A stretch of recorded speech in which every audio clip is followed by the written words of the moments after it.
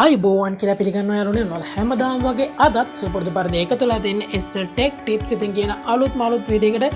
ඉතින් මම අද කියලා දෙන්න යන්නේ හරියටම කොහොමද වයර්ලස් මයික් එකක් අපේ ජංගම දුරකථනයට සම්බන්ධ කරගන්න. ඉතින් මම මේකට පාවිච්චි කරන්නේ K35 කියන වයර්ලස් මයික් එක.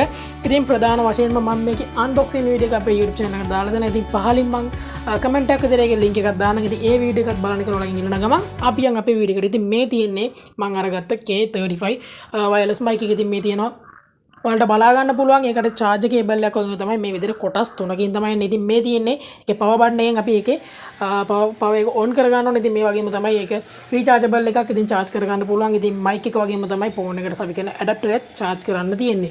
ඉතින් ප්‍රධාන වශයෙන්ම මේ තියෙන්නේ අපේ K35 mic එකට ආපු manual එක. ඉතින් manual එකේ සඳහන් වන පරිදි K35 microphone එකකට තියෙනවා අපිට mood තුනක්. ඉතින් පළවෙනි mood එක sound card එකත් විදිහට, දෙවෙනි එක අපිට video එකක් record කරන ගමන් අපේ audio එකත් record කරගන්න පුළුවන්. ඒ වගේම තමයි තුන්වෙනි එකත් sound card එකක් විදිහට තමයි පාවිච්චි වෙන්නේ. ඉතින් පළවෙනි විදිහට නැත්නම් පළවෙනි mood එකට අදාළ light එක වන්නේ ලා කොළ පාට light එක තියෙද්දි තමයි, නැත්නම් ලා කොළ පාටින් අපිට ආලෝකයක් දැල්වෙනවා අපි ෆෝන් එකට සවි කරන ඇඩැප්ටර් එක. ඉතින් මම මේක මෙන්න මේ විදිහට ඔන් කරලා ඔයාලට පෙන්නන්න.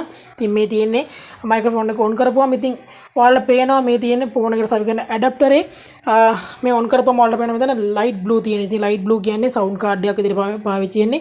ඒ වගේම තමයි මේ කොළ පාට තියෙද්දිත් සවුන්ඩ් කාඩ් එකක් විදිහට තමයි. ඉතින් ඒ වගේම තමයි තද නිල්, මේ අවසානට වෙන තද නිල් පෙවුනහම තමයි ඒක අපිට වීඩියෝ එකත් සමගම ඔඩියෝ එක රෙකෝඩ් කරගන්න තත්ත්වෙට එන්නේ.